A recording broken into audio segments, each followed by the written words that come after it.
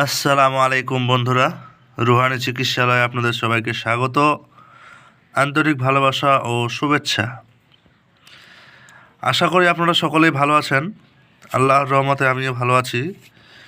তো আজকে আপনাদের জন্য খুবই গুরুত্বপূর্ণ, রোমাঞ্চক, আনন্দনীয়, আকর্ষণীয়, মহামূল্যবান, অব্যর্থ, আদি ও প্রাচীন গুপ্তবিদ্যা এবং পরীক্ষিত, যা কখনো বিফলে যায়নি, সেই রকম একটা বিদ্যা নিয়ে আসছি। বিদ্যাটার টাইটেলে কি আছে? দেওকে, এখানে কিতাবের ভাষায় লেখা আছে দেওকে পুছিবার বায়ান। তো আমি বলেছি কি যে দেওকে ছাড়াইবার এবং পুছিবার দুটারই বায়ান, এবং এটা কিভাবে কাজ করতে হবে আর কি করবে সেটা সম্পূর্ণ জানতে ভিডিওটা প্রথম থেকে শেষ পর্যন্ত দেখুন। হতে পারে ভিডিওটা একটু লম্বা হতে পারে, মূলত কতক্ষণ হবে আমি বলতে পারবো না, কারণ সম্পূর্ণ এই যে বায়ানগুলো আপনাকে শুনিয়ে এবং সর্বশেষ কার্যকলাপ তাবিজটা আপনার হাতে যদি তুলে না দেই, তাহলে কি হবে? আপনারা কাজে বিফলতা অর্জন করবেন। কথা বুঝতে পারলেন? যার কারণে আপনাদের কষ্ট করে হলেও সম্পূর্ণ ভিডিওটা দেখাটা আমি মনে করি খুব জরুরি। তো আমি কথা বেশি বাড়াবো না, একটুকু বাড়াবো না, মূলত চলে যাই সরাসরি আমলের মধ্যে, কাজের মধ্যে, তাবিজের মধ্যে এবং বৃত্তান্তর বিষয়ে আলোচনার মধ্যে। তার আগে একটা কথা বলে দিই, যদি চ্যানেলটাতে নতুন হয়ে থাকেন অবশ্যই সাবস্ক্রাইব করবেন, আর যারা সাবস্ক্রাইব করেছেন তাদেরকে জানাই অসংখ্য ধন্যবাদ। তো চলুন মূল আলোচনায় চলে আসা যাক। এর জন্য কি করতে হবে এবং কি করতে হবে এবং কি করতে হবে, কথা বুঝতে পারলেন? আমার কথাটার মানেটা এখন বুঝবেন। প্রথম কথা জানতে হবে যে দেও কী জিনিস। মূলত দেও এমন একটা ভৌতিক বা আধ্যাত্মিক জগতের বা জিন জগতের এমন একটা ভয়াবহ দৃশ্য বা ভয়াবহ ভূত প্রেত জিন দৈত্য দানব যা বলেন, এটা হচ্ছে এদের মধ্যে দেও কথাটা এসছে কথা থেকে দেহ। দেহ শরীরের যে সর্ব অঙ্গ আছে, পা, হাত, মাথা এবং আমাদের যে দেহটা আছে, এইটা নিয়ে কিন্তু বিষয়টা। তো দেহটা এসছে কথায়, কথাটা এসছে দেহ থেকে, মানে মুন্ডুহীন, যার মাথা নাই, মাথাটা সবসময় ঢুকানো থাকে, মানে মস্তকহীন, মুন্ডুহীন যে মানে দেহ আছে, একে মানে মাথা ছাড়া যে জিন্নাতের মানে সংগঠন, মানে জিন্নাতের যে জাতিটা আছে এর মধ্যে একটা যে মাথা ছাড়া সিরকাটা বলে যাকে, তো এই দেহ আছে। তো এই দেহটা কীভাবে মানুষের ক্ষতি করে ভয়াবহভাবে, মানুষকে মৃত্যু শয্যা পর্যন্ত লাগিয়ে দিতে পারে, এতখানি এই দেওয়ের ক্ষমতা আছে। তো এই দেহকে ছাড়াইতে গেলে বা দেহকে নিস্তেজ করতে গেলে কী কী করতে হবে জিনিসটা অবশ্যই আপনাদের বুঝতে হবে। তো প্রথমে আপনাদের আমি পড়ে শোনাই, তারপর আমি বৃত্তান্তটা আলোচনা করি, ঠিক আছে? এবং এই ভাষাটা আমি পড়লে আপনারা অনেকে বুঝতে পারবেন না, আমি বাংলা করে করে বুঝিয়ে দেবো, কথা বুঝতে পারলেন? তো এখানে এটা দেওকে ছাড়াইবার বা পুছিবার 3 নম্বর বয়ান এখানে উল্লেখ করা হয়েছে, যে দেওয়ের সম্পর্কিত অনেকগুলা বিদ্যা এখানে কিন্তু লিপিবদ্ধ করা হয়েছে, যার মধ্যে এটা হচ্ছে 3 নম্বর, কথা বুঝতে পারলেন? তো লেখা আছে, দেয়ের তবে ডাকিয়া সেতাবি পছেন তাহারে এসা সলেমান নবী। মানে এখানে সলেমান নবীর ভাষা দিয়ে বোঝানো হয়েছে। কিবা নাম কথায় থাকো সমাচার, মানে একদিন সলেমান নবী দেওকে বোঝাচ্ছে যে, মানে ডেকে বলছে তোমার নাম কি, তোমার কথায় থাকো তুমি, তোমার সমাচার কি, আর কোন লোক পড়ে নজর তোমার, মানে কোন লোকের উপর তোমার নজর পড়ে, আর সে নজর তেরা ভালো হয় কিসে, মানে কি করলে ভালো হবে, খলাসা করিয়া তুমি কহ তার দিশে। এটা সম্পূর্ণ দেও নিজে থেকেই বলছে যে আমাকে কিভাবে, আমি যদি কার উপর আসর করি এবং কার উপর আসর করি এবং কোন কোন লোকের উপর আসর করি এবং আসর করলে আমাকে কিভাবে ছাড়াইতে হবে, সেই জিনিসটা দেও নিজে থেকেই বলছে কাকে? সুলাইমান নবীকে। তো চলুন, সুলাইমান নবী ছিল জিনের বাদশাহ, কথা বুঝতে পারলেন? তারপর লিখেছে কি শুনো, দুই মাথা দেও সেহ পাও তার নাহি, মানে পাও মাথা নাই। কথা বুঝতে পারলেন? পেট ঘেঁষড়িয়া চলে সাপের এসায়, মানে সাপের মতো পেট ঘেঁষিয়ে ঘেঁষিয়ে দেও কিন্তু চলাফেরা করে। মানুষের মতো এক মাথা যে তাহার, দশরা হরিণ মাথা সন সমাচার। মানে সে যখন রূপ যদি মাথা বের করে একটা মানুষের মতো আর একটা পশুর মতো, ঠিক হরিণের আকৃতির, এটা দেও কিন্তু নিজে বলছে। কথা বুঝতে পারলেন? এবার দেও যখন নিজে বলছে, এর মানেটা বুঝতে পারছেন এটা কতটা ভয়াবহ হতে চলেছে। কহিলে সে দেও তবে নবীর গসর, মানে নবীর কাছে দেও কিন্তু বলছে কালভূত কাল নাম জানিবে মোর, মানে দেওয়ের অপর নাম কালভূত বা কাল কাল।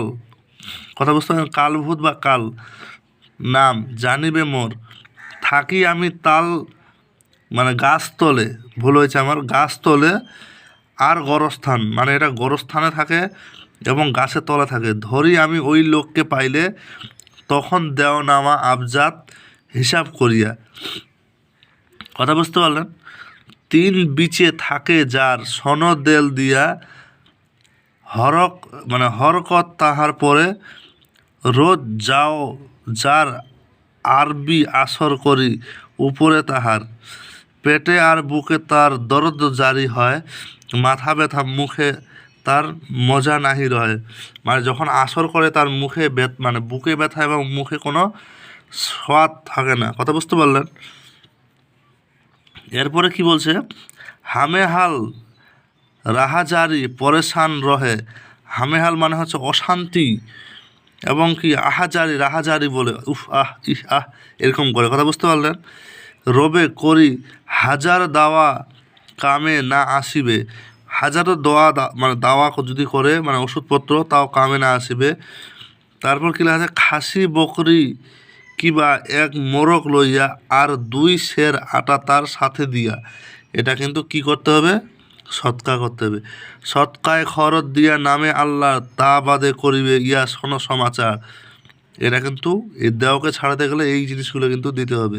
বকরি বা খাসি, এক মোরগ আর দুই সের আটা তার সাথে দিয়া সৎকা খয়রাত দিবে নামেতে আল্লাহর, তা বাদে করিবে ইয়া শোন সমাচার। কয়ড়া গাছের, মানে কড়োয়া গাছের কাঠে আগ জ্বালাইবে। কড়োয়া মানে নিম গাছ, তিতা গাছ। তারপর চন্দন লবণ সেই আগুনে দিয়া, চন্দন আর লবণ এই দুটো জিনিস আগুনেতে দিতে হবে। সেই আগ তাপাইয়া তাহার পরেতে এই তাবিজ লিখে মেস্ক জাফরান হাতে গলায় কিংবা বাঁধিবে, বেঁধে দিলে পরে তার না রবে তাহার নজর আমার, তখন সেখান হইতে যাইবে ভাগিয়া। আচ্ছা, এবার কি বুঝতে পারলেন? এখানে সম্পূর্ণ বিষয়টা দেও নিজেই, মানে সম্পূর্ণ বিষয়টা দেও কিন্তু নিজেই সুলাইমান নবীকে বলছে যে আমি যখন মানুষের উপর আসর করি, আমি থাকি কবরস্থানে কিংবা গাছতলায় কিংবা কি, মানে এই দুইটা জায়গায় থাকে। আমি যখন যদি আমার কিন্তু মানে আমি গা ঘেঁষিয়ে চলি, আমার মাথা নাই পাও নাই, কিন্তু একটা জিনিস কি, যদি মাথা বের করি একটা মানুষের মতো, একটা পশুর মতো, হরিণের মতো আকৃতি বলছে। এটা হচ্ছে কতটা ভয়াবহ দৃশ্য। যখন মানুষের উপর আসর করে, অশান্তি, অত্যাচার এবং কি নাজেহাল করে দেয়। দ্বিতীয়তম কি করে, একেবারে মানে হাজারো ওষুধ করলে, মানে বুকের দরদ, মুখে স্বাদ, মূলত রস নষ্ট করে। আর এটা করলে কি হয়, সে তখন মানুষের উপর অশান্তি এতটা কায়েম করে যে সে মানুষটা আর সহ্য করার ক্ষমতা তার হারিয়ে ফেলে। এই রূপ সুস্থ করতে গেলে কি করতে হবে? ছাগল আর কি একটা মোরগ এবং কি লেখা আছে, ওই যে আটা, দুই সের আটা দিয়ে সৎকা করতে হবে। কথা বোঝা গেল? এবং ওই তিতা কাঠের আগুন জ্বালাতে হবে। কাঠ বলতে নিম কাঠ, তারপরে লবণ এবং চন্দন দিতে হবে। কথা বোঝা গেল? দিয়ে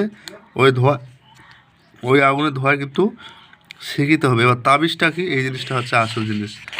কথা বোঝা গেল? এবার তাবিজটা আপনাদের দেখায়। এই যে, আশা করি আপনাদের অসুবিধা হচ্ছে আমার মনে হয়, আমি চেষ্টা করব আপনাদেরকে দেখানোর। এই যে, কোনো ডিস্টার্ব নেই, একদম বাংলা কিংবা বাংলা আরবি দুটাই আছে দেখেন। যে দেও, এই দেখতে পাচ্ছেন, আশা করি